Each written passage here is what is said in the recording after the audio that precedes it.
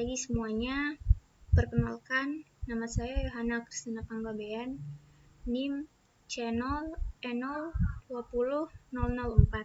Saya dari jurusan Keuangan Daerah tahun 2020. Di sini saya akan mempresentasikan hasil dari makalah saya, yaitu persamaan akuntansi dan transaksi perusahaan jasa.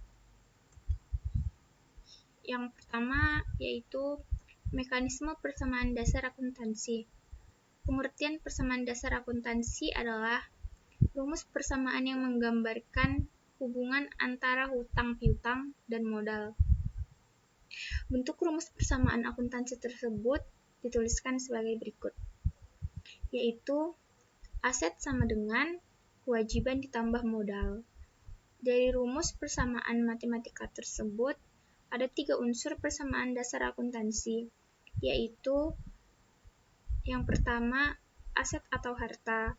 Yang kedua, utang atau kewajiban atau likuiditas. Dan yang ketiga, yaitu modal atau ekuitas.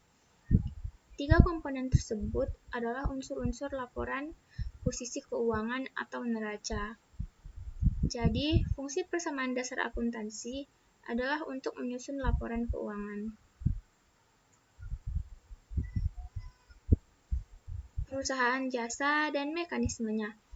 Menurut Kotler, perusahaan jasa adalah perusahaan yang menawarkan suatu tindakan yang tidak berwujud dan tidak menyebabkan perpindahan kepemilikan. Berikut beberapa jenis transaksi akuntansi perusahaan jasa. Yang pertama, yaitu pembelian. Transaksi pembelian ini adalah kegiatan membeli suatu produk.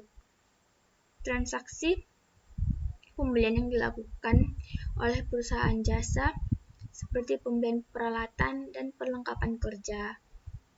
Semua itu dilakukan untuk memberikan pelayanan dan kepuasan kepada pelanggan.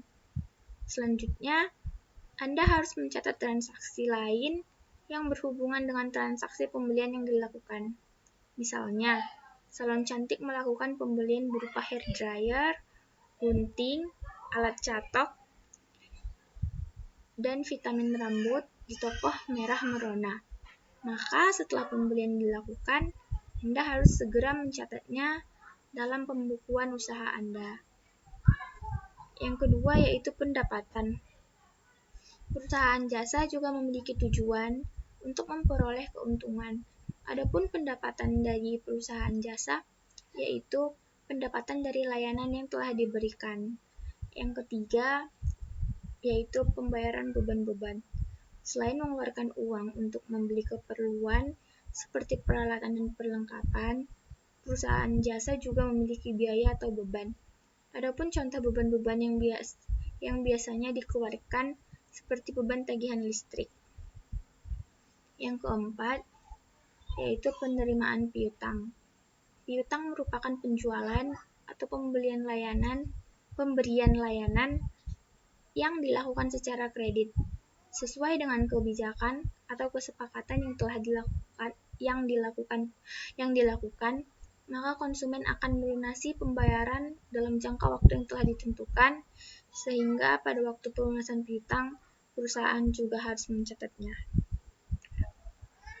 Yang kelima, yaitu penanaman modal atau investasi. Pada saat pertama kali didirikan, pasti ada setoran modal dari pemilik ataupun investor.